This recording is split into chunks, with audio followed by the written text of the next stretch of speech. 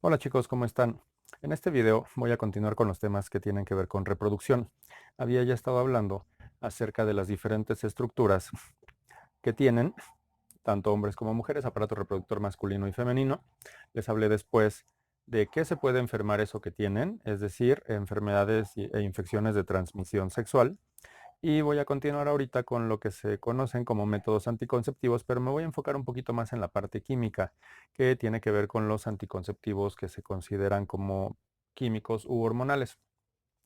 Entonces, pues pensando un poquito en todo este tema de anticoncepción, eh, ha habido una historia muy larga de todo esto de los anticonceptivos. Es una historia relativamente como imposible de ir monitoreando. Ha habido muchas cosas a lo largo de la historia de, pues, de toda la humanidad y las civilizaciones pasadas. Pero todo esto que tiene que ver con las hormonas esteroides, pues tiene menos de 100 años.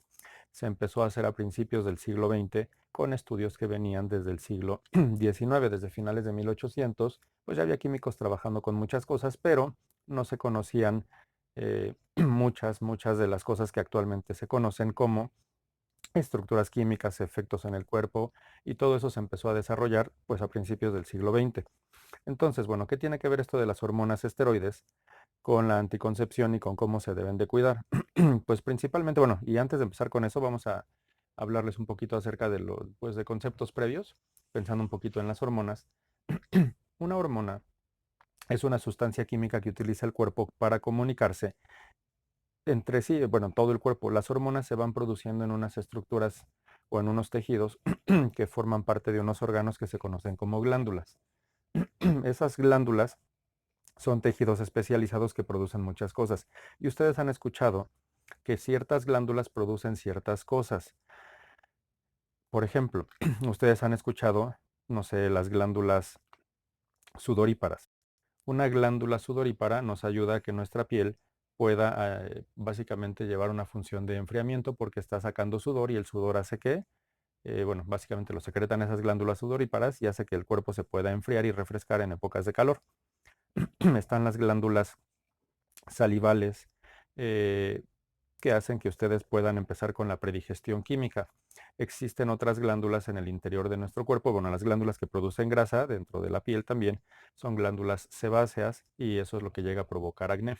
Al final de cuentas, una glándula va a producir algo y ese algo que produce en algunas ocasiones pueden ser sustancias de desecho como las que hablamos del sudor.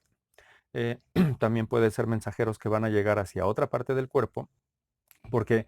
Porque las glándulas están en sitios muy específicos. Tenemos unas glándulas en la parte baja del cerebro, en el interior de nuestra cabeza, tenemos glándulas alrededor no sé, de nuestra garganta, de nuestros riñones. En el caso de las glándulas sexuales masculinas son los testículos y las glándulas sexuales femeninas son los ovarios. Ya habíamos comentado algo acerca de cómo funcionaban las hormonas del ciclo menstrual en el caso de las mujeres y básicamente las hormonas que se están utilizando dentro del ciclo menstrual, los estrógenos y la progesterona se están produciendo dentro del ovario, en el lugar donde maduró el óvulo. Entonces, ¿para qué me sirve una sustancia que salga de un testículo y viaje al cuerpo? ¿Para qué me sirve una sustancia que salga de un ovario y viaje al cuerpo? ¿A dónde va a llegar? ¿Qué es lo que necesito saber? Imagínense que esto que tengo aquí es una célula. Aquí está toda su membrana y en el interior de la célula va a haber un núcleo porque son células de nuestro cuerpo. Esta pequeña célula está en contacto con otras células diferentes también aledañas a ella y estas pequeñas células van a, y no es un tejido, estoy haciendo un ejemplo general, van a tener ciertos receptores. Todas las células tienen una membrana que se llama membrana plasmática o membrana celular y en ella hay algunas proteínas que la atraviesan. Las proteínas sirven como antenitas para mandar señales. Entonces, ¿qué señales eh, pueden tenerse dentro de una célula? Pues, bueno, para que entren a una célula o para que una célula reaccione, pues diferentes señales. Y yo puedo tener diferentes proteínas atravesando esa célula para recibir diferentes señales. Estas dos se parecen, pero pueden servir para cosas diferentes.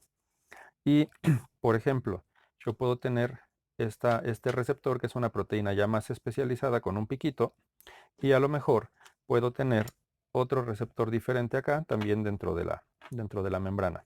¿Qué va a pasar con esto? Esta es una célula del cuerpo. Aquí no se produjo la hormona, se produjo en otra zona.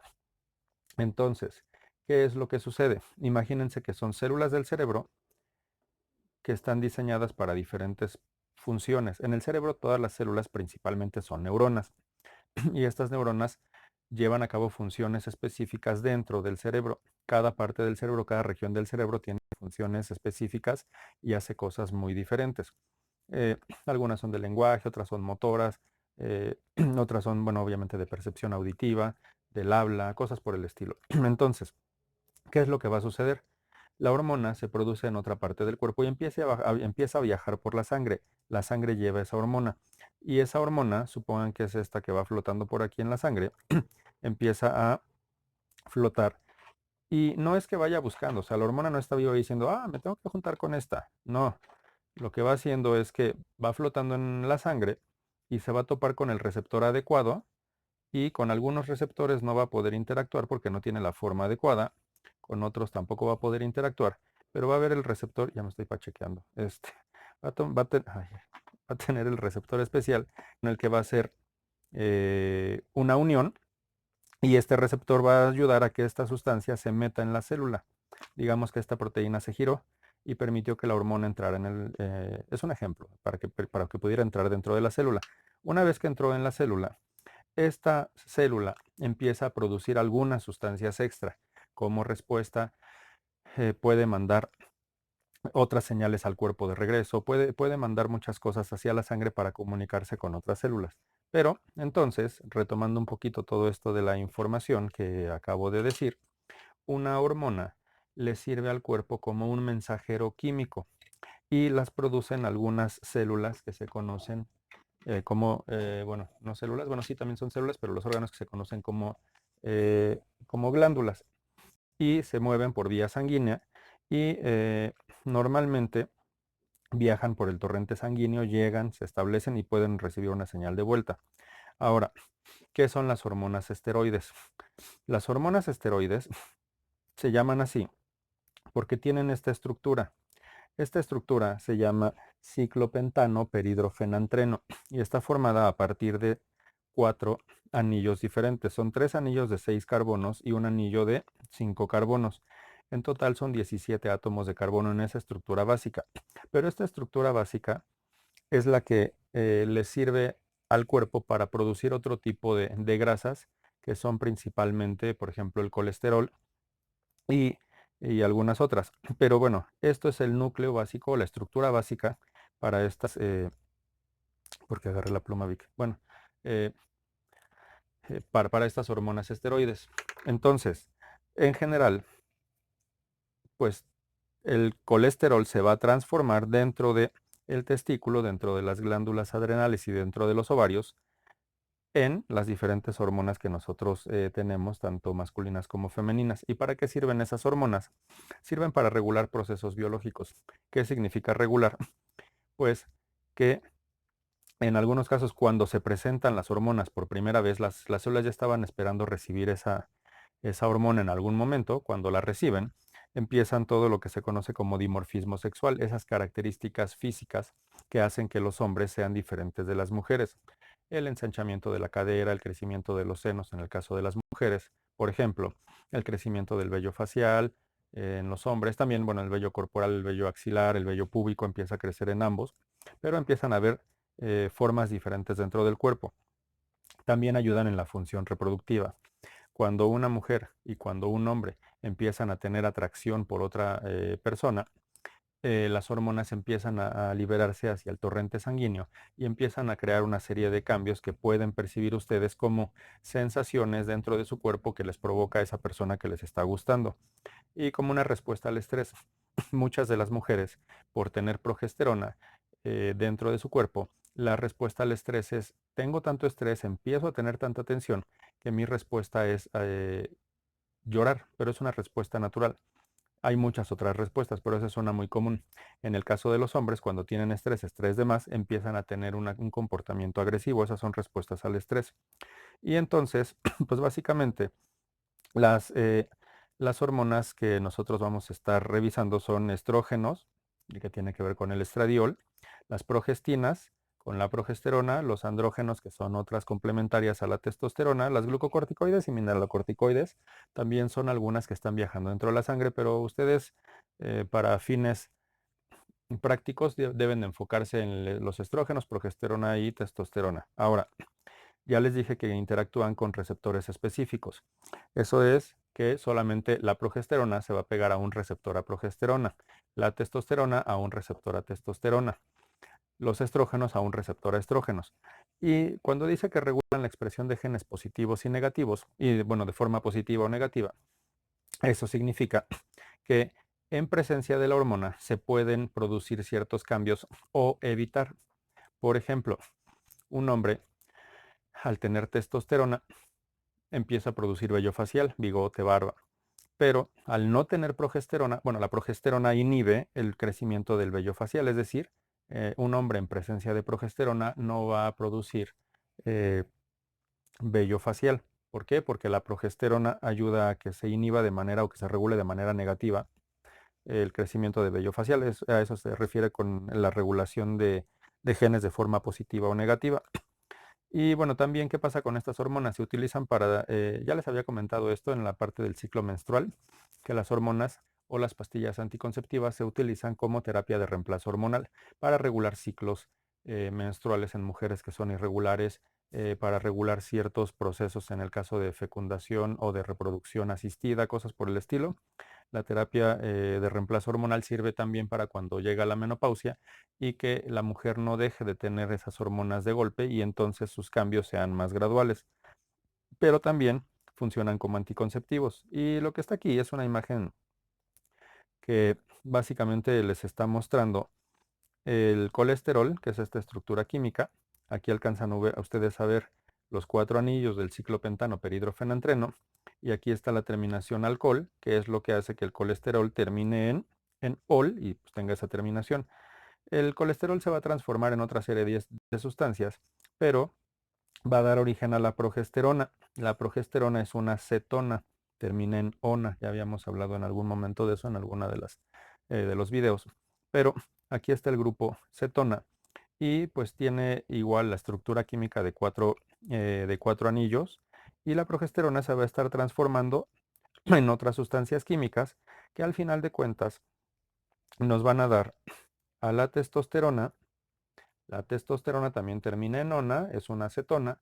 Y si ustedes se fijan, la estructura química de esta rama que está en la parte superior del anillo de 5 carbonos es diferente en la testosterona que en la progesterona.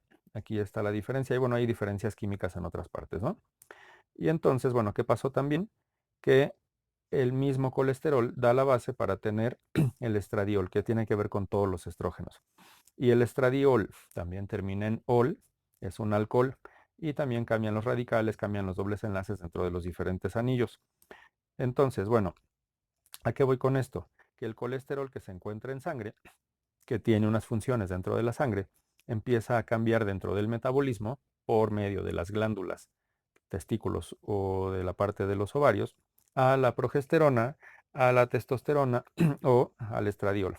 Ahora, me estoy extendiendo un poquito en esto porque quiero que entiendan algunas cosas. Como tal, la anticoncepción funciona principalmente como una especie de proceso que ayuda a evitar el embarazo, pero la anticoncepción, como la conocemos ahora, se refiere a evitar ese embarazo solo durante un periodo de tiempo y después de ese periodo de tiempo poder continuar con las posibilidades de tener hijitos. Y entonces por eso se dice que la anticoncepción es una previsión temporal irreversible de la concepción. Ahora, un anticonceptivo o también contraceptivo, en inglés se dice contraceptive, es un método que va prácticamente a detener la posibilidad de que una pareja fértil pueda tener hijos durante un tiempo en el que no los estén planeando y después ya poder regresar a ser otra vez fértiles para poder continuar con planes de probablemente tener alguna familia. Entonces, ¿de qué forma funciona la anticoncepción? Hay muchos mecanismos. Hay anticonceptivos que, pensando un poquito en la parte química, que ayudan a que se inhiba, es decir, que se frene la ovulación, afectan el desarrollo del óvulo y entonces este óvulo ya no se desarrolla y no hay ovulación, entonces no hay posibilidad de embarazo. Otros ayudan a que las microvellosidades que se encuentran en el interior de las trompas de falopio empiecen a eh, hacer una corriente más rápida y el óvulo no tenga tiempo de permanecer en la trompa de falopio para desarrollar un embrión y que éste se pierda en el caso de que haya un embarazo. Aceleración de las condiciones metabólicas del endometrio se refiere básicamente a hacer que el endometrio cambie más rápido para que se pueda desechar más rápido. Efecto blastotóxico, hay algunas sustancias químicas principalmente que pueden ser como una especie de veneno para el blastocisto, que este básicamente es el embrión que se está empezando a desarrollar. Y también hay una modificación en las características bioquímicas y físico-químicas. Esto se refiere a las sustancias que están presentes y a las características físicas de esas sustancias que estén presentes en el moco cervical. Y el moco cervical es un flujo que está de manera natural en el interior del útero y que también cambia dependiendo de la etapa del ciclo. Ese moco cervical puede tener, dependiendo de la etapa del ciclo menstrual y dependiendo de la concentración de las hormonas, puede tener características de más líquido, más espeso, más transparente, más blanquecino, y todo eso afecta básicamente la forma en que se puede desarrollar o no desarrollar un embarazo. Lo que tengo aquí en esta imagen es la presencia básicamente de varios métodos anticonceptivos. Aquí hasta abajo se alcanzan a distinguir condones de diferentes colores. En la parte de la derecha alcanzan ustedes a distinguir diferentes pastillas anticonceptivas en sus diferentes empaques. Los empaques metálicos se llaman blisters, nada más como breviario cultural. Un condón femenino, aquí en esta parte, la parte inferior, no creo que se alcance a distinguir mucho, pero está un dispositivo un intrauterino, un DIU o DIU le dicen algunos de ustedes. Aquí hay unos supositorios que básicamente funcionan, o bueno, óvulos pues que funcionan para cambiar las condiciones de ese moco cervical. Perdón. También existen algunos espermicidas y un diafragma. Entonces, bueno, esta imagen es básicamente como eh, de ilustrativa. Ahora, ya catalogando todo esto, se puede catalogar como dentro de una categoría como métodos naturales que no necesitan la ayuda de ninguna sustancia química o de ninguna cosa mecánica. Los dispositivos intrauterinos, que estos sí funcionan de forma química, los anticonceptivos de acción local, pomadas, espumas, cosas por el estilo, los métodos quirúrgicos, que ayudan a interrumpir el flujo tanto de óvulos como de espermatozoides dentro de los diferentes conductos, y los anticonceptivos hormonales son como las categorías más generales. Eh, ¿Y cómo funcionan? Pues primero tienen que ver la eficacia. Teniendo ustedes la eficacia, pueden tomar una mejor decisión para escoger los métodos que pudieran ustedes prevenir embarazos y también ayudarles a proteger. Los métodos mecánicos también les ayudan a prevenir algunas enfermedades de transmisión sexual. Pero básicamente, ¿cómo funciona? Para poder saber la eficacia de un anticonceptivo, tienen que ver la tasa de fallas por 100 años de mujer. Si una mujer fuera fértil durante 100 años y no hay mujeres que sean fértiles durante ese tiempo, tendrían un aproximado de 1200 ciclos, es decir, más o menos 12 ciclos de entre 28 y 30 días al año. Pero que estuviera teniendo relaciones sexuales durante esos 100 años, ayudaría a decir, dentro de esos 1200 ciclos hubo esta probabilidad de que se embarazara tantas veces. Como no se hace eso, se toma básicamente a 100 mujeres y se les va monitoreando durante un año. Entonces eso significa 12 ciclos por cada mujer, 12 o 13, y durante ese año se les va diciendo que prueben el método anticonceptivo de la elección, es decir, a 100 mujeres se les pide que utilicen condón, a 100 mujeres durante un año, a 100 mujeres se les pide que utilicen pastillas, a 100 mujeres de IU y así se van. Y una vez que pasa eso, ven cuántas de esas 100 mujeres se embarazaron. Y puede haber fracasos en el sentido de que se embarace la mujer porque el método anticonceptivo eh, no es usado de la manera adecuada, principalmente eso es lo que sucede, o pues errores en las tomas, en las indicaciones y cosas por el estilo. Pero entonces la tasa de fracaso se refiere a cuántas mujeres de esas se embarazaron, de esos 1200, y cuántos meses estuvieron pues expuestas, que básicamente es un año, ¿no? Entonces, pues teniendo un poquito esta tabla, nosotros tenemos aquí en la primera columna el método anticonceptivo, la eficacia, es decir, cuántos embarazos se dieron por cada 100 mujeres. No voy a hablar un poquito de los efectos secundarios ni de si se necesita una visita médica, voy a hablarles un poquito más acerca de toda la eficacia, pero dentro de los que están más abajo en esta tabla tenemos a los métodos naturales. La ducha, en la cual básicamente se embarazaron 31 mujeres, es decir, que tiene una eficacia de un 69%. Eh, el ritmo es medir los días dentro del ciclo y si se aumenta un poquito la toma de temperatura diaria y pensando en el método de Billings, pues son 24 mujeres las que se embarazaron, 76% de eficacia. El receso, es decir, me espero ciertos días, no tenemos o no se tienen relaciones sexuales, y se evita, entonces pues hay 18 posibilidades. También hay otros métodos que se consideran naturales como el coito interrumpido, que también se le llama coitus interruptus, que es también relativamente bajo en su eficacia. Están las barreras químicas como las espumas, los aerosoles, algunos óvulos que también ayudan a todo esto y pues básicamente la eficacia va disminuyendo. El uso del condón, a pesar de que nos lo venden como que tiene el 99% de eficacia, sí tiene esa eficacia siempre y cuando se utilice adecuadamente y bajo ciertos estándares de uso. En el caso de este ejemplo, a pesar de que de esas 100 mujeres utilizaron condón, se embarazaron 14 y esto significaría un 86% de eficacia y eso tiene que ver con que muchas de las personas no saben colocar un condón adecuadamente, no saben o porque lo usan caduco, porque lo colocaron mal, porque se rompió, porque se salió, por muchas situaciones puede provocarse este tipo de aumento en los embarazos a pesar de la misma eficacia del condón. Ese condón también les ayuda a prevenir ciertas enfermedades de transmisión sexual, porque pues, es una barrera pues, básicamente impermeable hacia la piel y ya no hay transferencia en esa zona, la zona cubierta, de esas enfermedades de las que estuvimos platicando antes. El diafragma se coloca al final de la vagina, donde empieza el cérvix, y es una especie de taponcito que va a detener a los espermatozoides. Pero también pues el semen, el líquido seminal, puede eventualmente desplazarse porque el diafragma se mueve y cosas por el estilo. Los dispositivos intrauterinos eh, cambian las condiciones químicas al interior del útero y los espermatozoides pueden morir o el embrión puede morir si es que se llega a desarrollar un embrión, que eso es sumamente raro. Sin embargo, también tienen un tiempo de vida en el que se pueden usar. Hay mujeres que se quedan con el dispositivo intrauterino más tiempo del que se requiere y ese dispositivo pierde la eficacia porque pues van eliminando las sustancias que tienen en su interior. La píldora anticonceptiva dice que se embarazó una tercera parte de una mujer. O sea, solo se embarazó eh, la pierna de la mujer o a lo mejor los dos brazos de la mujer. Esto de la píldora, digamos que lo extrapolaron para poder, bueno, lo cambiaron el número para poderlo comparar contra esos 100 estudios. Aquí el asunto es, no fueron 100 mujeres.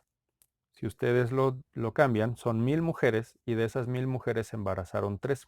Digamos que la eficacia sí aumenta mucho siempre y cuando también la píldora se tome de forma correcta, que no se brinquen los días, que se tome a la misma hora, cosas por el estilo. Y aquí dice esterilización, pero son los métodos quirúrgicos y por los métodos quirúrgicos, al cortar el flujo de espermatozoides o al ligar las trompas de falopio, hace que los óvulos no puedan llegar y pues el número aumentó. Entonces son 100.000 mujeres y de esas 100.000 mujeres se embarazaron 3. Básicamente de esa manera se mide un poquito la eficacia. Ahora, hablando un poquito de los diferentes métodos. Los métodos naturales no utilizan nada diferente al cuerpo. Está lo que yo les comentaba del coitus interruptus, la abstinencia sexual y la toma de la temperatura. Y hoy hay otros métodos que ya también les había comentado antes, pero digamos que son como los más comunes. Dentro de los dispositivos intrauterinos se usan más o menos desde el siglo XVIII.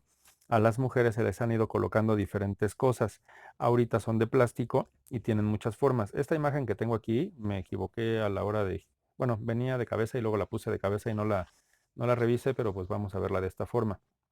Entonces, lo que ustedes alcanzan a ver es la estructura de lo que le llamaban la T de cobre del dispositivo intrauterino clásico y tiene unos hilitos en la parte inferior, en la parte final, que salen por el cérvix y quedan en el interior de la vagina, para que un médico más adelante pueda jalar esos hilitos y pueda retirar el dispositivo. Todos los dispositivos tienen eso, no importa que tengan formas extrañas, va a tener sus dos hilitos. No importa que no sea una T, que sea una Y, va a tener sus dos hilitos. Y ahorita ya son de plástico y estos de plástico tienen algunas sustancias químicas en su interior. Y al tener esas sustancias químicas en su interior ayudan a que cambien las condiciones internas del moco cervical. Y entonces ya los espermatozoides no pueden llegar porque se mueren. O, como les decía, el óvulo ya no se puede anclar al endometrio en caso de que haya un embarazo, por ejemplo. Y también hay algunos de acción local. Los de acción local ahorita los mencioné también como mecánicos. Está el diafragma vaginal junto con algún espermicida. Está el condón femenino que tiene un uso específico. El condón femenino tiene un anillo pequeño que va al fondo de la vagina y un anillo más grande. Bueno, aquí por la posición no se alcanza a distinguir, pero este es el lado que está abierto, que queda en la parte exterior de la vulva. El condón femenino se puede usar durante todo el día y digamos que es de múltiples usos mientras no se retire, pero tampoco es que se lo tengan que tener puesto todo el día, pueden tenerlo durante el rato que puedan utilizarlo pensando en que van a estar con su pareja. Y bueno, también están los condones masculinos, estos sí son solamente de un solo uso, estos no los deben de reutilizar, eso es lo que provoca que también el condón este, no sea tan eficiente. El femenino no es de látex, el femenino es de otro material y el masculino normalmente es de látex. Han salido de otros materiales, pero el más común que se puede encontrar es de látex y el otro es un plástico que ahorita no recuerdo el nombre. No sé si, no, mejor no menciono, no vaya yo a equivocar, pero es otro material. Métodos quirúrgicos. Lo que hacen, por ejemplo, en el caso de las mujeres, el método quirúrgico se conoce como salpingoclasia y eso es una ligadura o corte, una sección es un corte de la trompa de falopio. Entonces, pues básicamente ustedes tenían el útero y las trompas de falopio y los ovarios con su ligamento ovárico y mediante una cirugía se cortan las trompas de falopio para que no puedan pasar los óvulos a través de esta trompa y no lleguen al útero. Ese es un método quirúrgico. El otro método quirúrgico para los hombres se conoce como vasectomía y lo que hace es exactamente lo mismo. En el aparato reproductor masculino, aquí está el testículo, el epidídimo, se conecta con el conducto deferente, el que saca todos los espermatozoides hacia las vesículas seminales, la próstata y después la uretra y que salgan durante una eyaculación después de una erección. Y ese conducto se corta también de forma quirúrgica.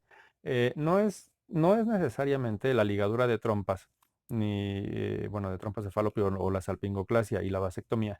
No es necesariamente una cirugía en la que ustedes van a terminar dormidos 3 días en un hospital. Es una cirugía que se conoce como ambulatoria. Es decir, hacen la intervención. Ustedes llegan, las hacen la intervención y se van caminando. Y puede ser tal vez molesta en lo que se hace el proceso de cicatrización y por toda la manipulación, pero, pero al final de cuentas digamos que es de los métodos más efectivos. Y ahora bien, ¿de qué se trata esto de los anticonceptivos hormonales? La gran mayoría de los anticonceptivos hormonales se empezaron a desarrollar hasta después de 1920, o sea, hace 100 años. Un investigador que se llamaba Ludwig Haderland dijo que tal vez era posible que los conejos no se embarazaran si se usaban algunas hormonas sexuales. Y esto lo dijo en 1920. ¿Por qué conejos? Pues porque él estaba experimentando con conejos y estaba observando cómo es que se desarrollaba el óvulo, el folículo, cómo iba viendo los cambios dentro del folículo después de que había sucedido la expulsión del óvulo hacia la trompa de falopio. Y se dieron cuenta que el folículo seguía teniendo diferentes funciones y que producía una hormona sexual. Entonces, básicamente, otro investigador que se apellidaba Sturgis dijo que él había logrado que no se ovulara cuando le administró a unos conejos también algunos estrógenos, pero esto fue 20 años después, de 1920 hacia 1940. Y para 1950, es decir, hace 70 años, empezaron a hacer la síntesis de esas sustancias que se parecen a la progesterona y que se llaman progestágenos y de algunos estrógenos orales que podían ser efectivos para evitar el embarazo. Pero hasta 1957, ya a finales de los 50, salió a la venta el primer químico para poder regular el ciclo menstrual, que es a lo que se refería la terapia de reemplazo hormonal, para tratar los síntomas menopáusicos, para tratar a mujeres que tenían periodos o ciclos menstruales irregulares, y se empezó a vender así. Pero ya como tal para anticoncepción, después de que lo había dicho el doctor Sturgis, eh, básicamente sale a la venta el primer anticonceptivo combinado y se llama combinado porque tiene una sustancia que simula la progesterona y otra que simula los estrógenos. Estos son, en este caso se llamaba Enovid y la sustancia era mestranol, un alcohol a 150 miligramos, y el etinodiol, que eran los estrógenos, el estradiol a 10 miligramos. Pero básicamente hacia los 60 fue cuando se empezó a vender. Pero ¿qué creen? La literatura siempre y los artistas siempre están a la vanguardia en las noticias y se van enterando de cosas y empiezan a crear diferentes situaciones a partir de lo que están viviendo. Aldous Huxley era un escritor que escribió un libro que se llama Un Mundo Feliz. En el libro del Mundo Feliz que él escribió alrededor de 1930, él habla de las sociedades en la que una sociedad en la que las mujeres hacen ejercicios físicos como tipo aeróbics o abrazarse. Y eso ayudaba a que los óvulos se movieran más rápido y se evitara el embarazo. Entonces, lo estaban haciendo mediante métodos de ejercicio. Pero después, pues, se enteró, la familia de Aldous Huxley también se dedicaban a la ciencia, tenía familiares que eran médicos y científicos, y seguramente en una plática en Navidad o en alguna reunión le dijeron de los avances en este tipo de campo de las hormonas esteroides, y él escribió un segundo libro. Después de que terminó el libro de Un Mundo Feliz, él escribió otro libro, como 20 años después, hacia 1956, 20, 30 años después, en el que dice El regreso a un mundo feliz.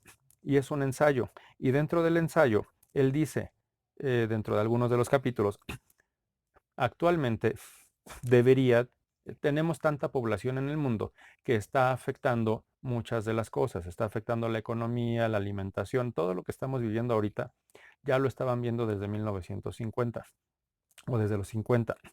La forma en que se desarrollan las sociedades, la forma en que se desarrollan las diferentes religiones, cosas por el estilo, y Aldous Huxley dijo, debería de existir una píldora, así dijo, debería de existir una píldora que ayudara a regular la densidad de población, que ayudara a que disminuya el crecimiento poblacional.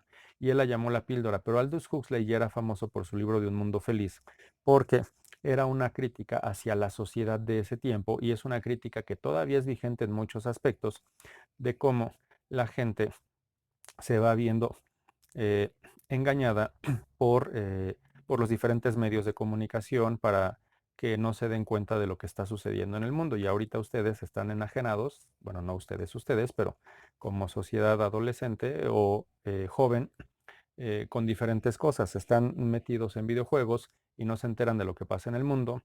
Están metidos en redes sociales y no se enteran mucho de lo que pasa en el mundo. Dependiendo de la red social, se enteran de algunas cosas, pero todo está limitado. Su visión está limitada. Algunos de ustedes están dedicándose a entrar a torneos deportivos o no, torneos de videojuegos. No salen tanto a la calle, no se dan cuenta de las noticias porque están metidos en otras situaciones. Aldous Huxley trataba eso dentro de su libro de Mundo Feliz. Y la gente ya consideraba famoso a Aldous Huxley por ese libro. Cuando sale El Retorno al Mundo Feliz, lo empiezan a leer y dicen, ¿qué crees?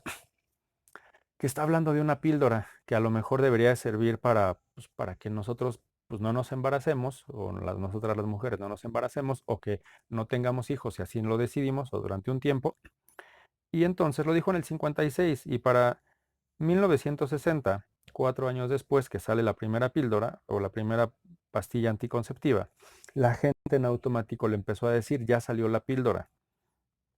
Y bueno, dentro de lo de Huxley, les decía yo, afectaba la psicología de las personas, el asunto teológico de qué va a pasar con Dios y lo que estamos haciendo nosotros. La educación sexual se empezó a abrir, pero pues había diferentes aspectos que se tenían que desarrollar y la gente pues nombró todo eso de la píldora a partir de Aldous Huxley. Y ahorita todavía, si yo les digo, voy a hablar de la píldora, no tengo que decir anticonceptiva y ustedes en automático pueden pensar en la píldora anticonceptiva sin que yo utilice la palabra anticonceptiva o la píldora del día siguiente. Ahora, ¿qué pasó? Que las primeras píldoras tenían dosis muy altas de estas sustancias químicas y eso empezó a provocar problemas en algunas mujeres en cuanto a su cansancio, a los síntomas como los síntomas de del síndrome premenstrual y todo esto, de cólicos, dolor en senos, que se empiezan a poner como más sensibles, cambios en su cuerpo y dentro de esos problemas pues empezaron a hacer estudios y las dosis empezaron a disminuir. Poco a poco se fueron haciendo más pequeñas las dosis, pero siguen siendo dosis más altas de las que produce normalmente el cuerpo y las diferentes sustancias que sirven como progestágenos cambian en su estructura, pero siguen teniendo la misma forma base del ciclopentano perhidrofenantreno y también cambia un poquito el efecto dependiendo de todas esas ramificaciones que se le ponen a los anillos que se encuentran alrededor. Y ahora, los más comunes que se encuentran actualmente son el levonorgestrel, que ya es de segunda generación, es uno que se desarrolló en los 60 hacia los 60s, 80s del siglo XX y es el que tienen las pastillas de emergencia, principalmente el desorgestrel, norgestimato, gestodeno y dinogest. Son otros químicos que están en otras presentaciones de métodos que se utilizan para regulación del ciclo menstrual, para terapia de reemplazo hormonal. Y en general todos estos anticonceptivos pueden funcionar con un agente que se parece a los estrógenos o al estradiol, que es el etinilestradiol, y una progestina o progestágeno, que son el levonorgestrel, dinogest, norgestimato, gestodeno y dinogest. Pero ahorita, en la actualidad, las dosis son aproximadamente el 1% de lo que tenía la primera pastilla anticonceptiva y ese 1.2 o 1% sigue siendo más alto de lo que produce el cuerpo y puede provocarles diferentes eh, ajustes. Si a ustedes les da un médico un anticonceptivo para terapia de reemplazo hormonal o un anticonceptivo para poder regular su ciclo, va a estar mandándoles a hacer unos estudios, les va a dar un químico y les va a decir, dime cómo te sientes, y tal vez para el segundo mes les dé uno diferente dependiendo de las sensaciones que ustedes tengan. A lo mejor les genera más náuseas, a lo mejor les dan cólicos más fuertes, a lo mejor les dan punzadas y les va a cambiar el fármaco por otro nuevo y por otro nuevo hasta que encuentren el que a ustedes no les hace daño. Y esto básicamente es un ejemplo de cómo están funcionando los diferentes progestágenos. Dinogest, norgestimato tienen también esos anillos, el desorgestrel, el gestodeno y el levonorgestrel se parecen mucho entre sí porque tienen la misma estructura base. Luego, eh, ¿qué presentaciones existen? Pues les decía yo, el levonorgestrel solito se utiliza como perdón, la píldora del día siguiente, la píldora de emergencia o la que le dicen del post-day. Eso casi no se usa aquí en México, del post-day, casi siempre dicen la píldora del día siguiente o la píldora de emergencia. Y combinados, pues se encuentran en otras presentaciones. Ya eso va a depender como del médico, ¿no? El desorgestrel viene en otros combinados y estos a lo mejor algunos de ustedes los pueden conocer, no tiene caso que me detenga mucho en ellos. El gestodeno, que es ahorita el más común de tercera generación, se desarrolló alrededor de los 80s, 90s, 1980, 1990, y crea menos problemas de efectos secundarios que los de segunda generación. Son como las presentaciones generales. Y como tal, todos estos anticonceptivos no se los vayan a ustedes ir a comprar a la farmacia y diga, recomiéndeme usted, señor de la farmacia, el anticonceptivo que usted crea. No, se los tiene que dar un médico por los estudios que les estoy diciendo. y cada mujer tiene un metabolismo diferente y por lo tanto el efecto que pueda tener ese anticonceptivo es diferente. Depende de cada fármaco son los efectos secundarios y eso se los va a determinar el médico porque va a decir qué estás sintiendo. Ah, pues te lo cambio por este otro. No es para estar como jugando con eso. Y bueno, le pongo aquí fin para que puedan ustedes decir, por fin se acabó esto. Eh, Ahora, nada más como cierre. eh, la anticoncepción está relacionada con todos los temas de fertilidad y con todos los temas que tienen que ver con reproducción, pero también los métodos anticonceptivos, les digo, les ayudan a prevenir una serie de cosas, de enfermedades y también de que puedan ustedes básicamente regular lo que ustedes quieran para su vida familiar como métodos de control familiar. En algún momento algunos de ustedes van a querer tener hijitos, otros de ustedes no los van a querer tener y es importante conocer todo esto para poder tomar las mejores decisiones. Entonces, bueno, yo con esto los dejo y espero que si tienen alguna duda me la escriban aquí en los comentarios o me la hagan llegar principalmente eh, por los métodos que tenemos de comunicación dentro de los grupos especiales que hicimos para eso. Y, ay, antes de que se me olvide, sí, hace unos días me buscó un estudiante que me dijo que me había pedido un saludo desde hace mucho tiempo y que nunca se lo di. Entonces, pues vamos a ponerlo. Yo nunca me di cuenta de eso porque seguramente no puso el comentario dentro de YouTube, pero bueno, aquí está. Alejandro. Ay, tus iniciales. Bueno, la inicial de tu apellido. Maximino.